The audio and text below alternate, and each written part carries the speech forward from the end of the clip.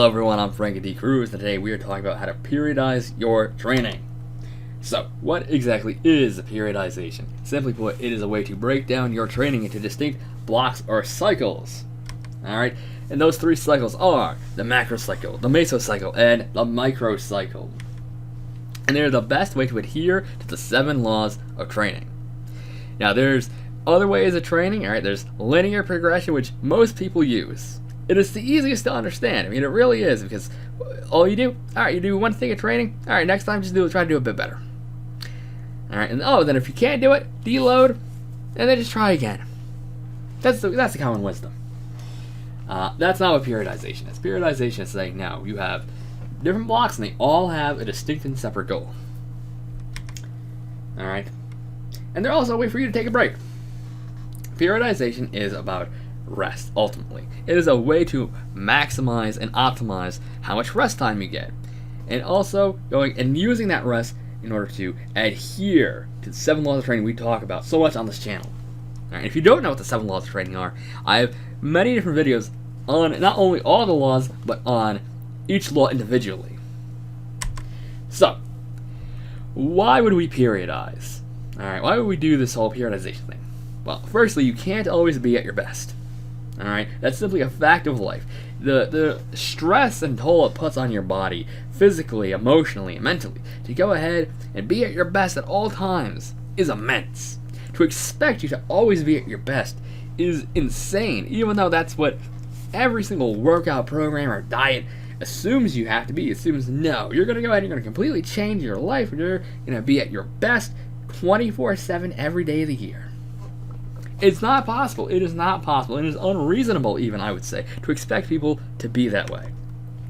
So, it is also the secret, in my opinion, to consistent progress. And how can I say that? It's because with linear progress, alright, you're constantly trying to force the progress. You're trying to force your way to do that, even though your body really doesn't want to eventually. You'll go ahead and you'll make a lot of progress at first with a training program, but eventually you'll hit that wall.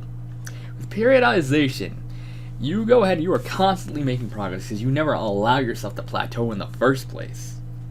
Because all these different little goals you'll hit, they all contribute to a much bigger sum. And that's the biggest deal, alright? Because if you allow yourself to plateau, suddenly you start thinking to yourself, oh no, what I'm doing isn't working anymore. I suddenly have to change, and I don't know what I'm going to change it to. And you start shopping around for all these different types of programs. You're like, okay, I think this one might be working, I think that one might be working, and it just really doesn't. But with periodization, you know, okay, I did this, I finished this, time to move on to the next thing. It's a plan, man, it's a plan. And this is the way the world's best athletes all train.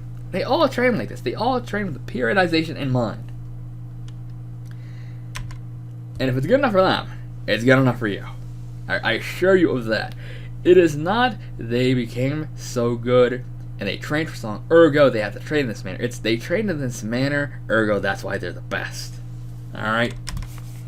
So, in my view, periodization is the only way to adequately plan both your physical training and your nutrition. Alright, because if you don't go ahead and plan them at the same time using periodization, your training and your eating could be at odds.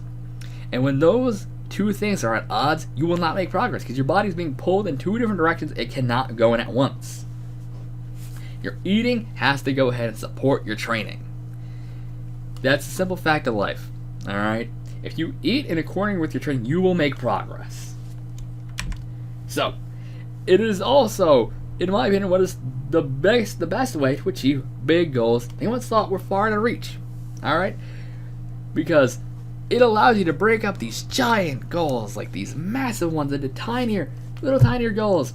And then as you start breaking them down more and more and more granularly, and you start hitting your goal every single time, you start thinking, wow, I'm getting there. And every single time, and all those successes build up to something far bigger than what it seems like they are on paper. Alright? Now, that doesn't mean it's easy, but it is an easier way to go ahead and do it rather than just hoping and praying you can force yourself to get there. And it allows you to reuse the same kind of training. I mean, that's the best part, right? Because when you go ahead and you have to shop around for all these different programs to find something that works again, it kind of stinks because you think, well, I can't go back to what I used to do because what I used to do doesn't work anymore. With this, because you're cycling your training, you get to go back, you get to start from the beginning again, and suddenly it's still brand new and fresh to your body. Your body doesn't have to think, nah, I've already done this. I don't need to go ahead and do it anymore. I'm adapted to it. It's done. Because you will always go ahead and be able to reuse training when you use it in distinct blocks. But they all have to build upon one another. That's the deal. Alright, and that's what the break is for. Because when you have a break after your training's done, and you let your body deload during that time, then you can go ahead and do the whole thing all over again. So let's talk about the cycles in a nutshell. The macro cycle is first, and it's the entirety of your fitness and nutrition program. Alright, that is the big deal. It is everything. It's the all-encompassing cycle. And the mesocycle are the distinct goals that make up that macro cycle. Because your macro cycle, you go ahead and have a very vague goal such as get faster. The mesocycles that make up that microcycle might say, okay, one might say, okay, we're going to increase our time. Another one, but you see, we're going to go ahead and we're going to increase our distance, etc., etc. And they all build to eventually saying, well, we did all these different things, and now we are ergo faster. And the microcycles are simply the steps taken inside of each mesocycle to reach your mesocycle goals. Alright? That's all it is. It's really that simple. It is really that simple.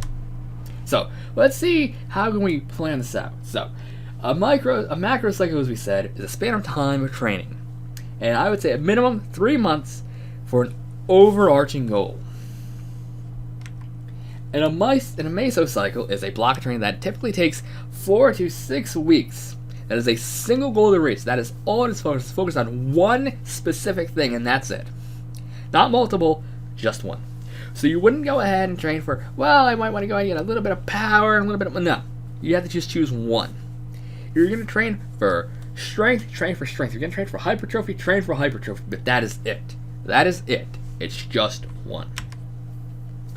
And then the microcycle are the days of rest and training that contribute to reaching your mesocycle goal. So you would go ahead and say, well, you're going to have, if you want to break down your microcycles into weeks, say, okay, well, every week of my 4 weeks is a microcycle, and that composes of the different days of the training, whether it's a 3-day program where you train Monday, Wednesday, and Friday. So those are your days of training, and then every other day, that's still a microcycle. That's a part of it. It's still your rest time. It's your days to recover.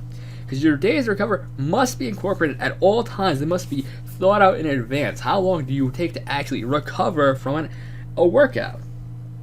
Because once you know that, your training program becomes so much easier. So let's work on a little example for you. So let us assume that we have an individual, and they're training for fat loss for 6 months. And they have one mesocycle of 12 weeks because they're brand new to training and they've never done anything like this. So they need that first mesocycle to be their foundations. And then they have 2 smaller mesocycles of 6 weeks.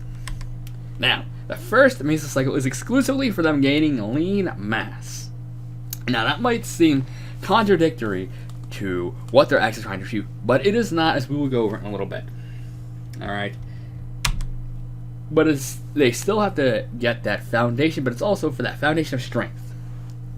That's all it's really for, is to them gain lean mass and for them to increase their strength. Now, the second mesocycle is focused on lean mass retention, because now they're switching gears. They're switching to fat loss, which is mainly through weight loss. And in that manner, they are just focused on keeping the lean mass they just gained. Alright? And by retaining it, they can go ahead and focus on just fat. And the third one focuses on their cardiovascular endurance. Alright, so they would have even less of an intention. This would be where they go ahead and they start doing aerobics. When they go ahead and they start really hitting the ground running. Because their body has been built up. And they can go ahead and they have all this lean mass retained, so they can go and start using it to do more of what they want, which in their case is they want to do cardiovascular exercise, which they can go and use to more easily lose weight. And maybe that's just what they enjoy. They enjoy more being able to go ahead and run rather than wanting to lift heavy weights. Now, let's assume this individual is 200 pounds and 35% body fat, and during that first mesocycle they gained 10 pounds of lean mass. Well, that means in the first mesocycle they actually went down to 33.3% body fat. Alright? That's 1.7% body fat loss. That is pretty significant. Now, it's not as significant as, all these crazy things of like, well, I lost like 20 pounds, like 20 days. But guess what? This prepared them for the journey to come far more than losing 20 pounds ever could. And they did it by gaining weight, so they got to eat even more than they usually do. So imagine how happy they must have been during that. Then, at the end of the second mesocycle, they lost 1.5% of body fat, alright? So, what does that mean? That means they went down to 31.8% body fat. They had to only lose 5 pounds. In 6 weeks, they just had to lose 5 pounds. That's an incredibly little tiny amount of weight each week. That's like less than a pound a week, dude. I mean, come on. Do you think you need to lose less than a pound a week in order to lose like 1.5% body fat? I would hope so. I think that seems far easier than all this other stuff they're telling you. Like, you're gonna lose like 21 pounds in 10 days or something. That is ridiculous, dude. That is ridiculous. And at the end of the third mesocycle, they're down to 30.3% body fat at 200 pounds. So in the end, they're at a wash at weight, but they're down nearly 5% in body fat. That is huge. 5% body fat shift in a course of 6 months, that is pretty dang good. And to not have to worry about their weight also means that they didn't have to worry about any of this like crazy stuff of like, I gotta eat like so much less food, because they just went back down to probably what they were eating before they even started this whole little journey. So they still got to be eating a decent amount. The only thing that changed was the contents of the food they were eating during this whole time. Now, what is this really? This is what we call body recomposition. That's all it is. Alright, I know there's lots of body recomposition videos out there saying, you can lose fat and gain muscle at the same time. And they use all this, buzzwords and stuff, but it's really just this. It's really this simple. Your weight is not some evil thing. Your weight is a tool. In my view, that's what it is. Your weight is a tool to be used to your advantage. When you start regarding your body fat percentage as the thing you need to be tackling, and you use your weight as a tool to get it, it suddenly becomes so much easier and so much more manageable. Because now you're dealing with percentage, at least, little tiny percentages. You're not dealing with, you got to worry about losing, like, who knows how much weight. And you're not even sure if losing all that weight will get you down to the body fat percentage you even want to be at. Because when you focus on losing body fat, you're able to say, okay, I need to lose less than a pound a week. Think about that compared to, I'm not at the ideal weight according to the BMI scale, so I have to go ahead and instead I have to lose like 60 pounds. I have to lose 60 pounds in order to be healthy. But when they focus on trying to lose those 60 pounds, they could be losing lean body mass, which is extremely detrimental to them. It means they're weaker, it means their metabolism is being shot downwards, and overall it is not good for them. And it means that their body fat percentage is not going down as nearly as much as it would be normally.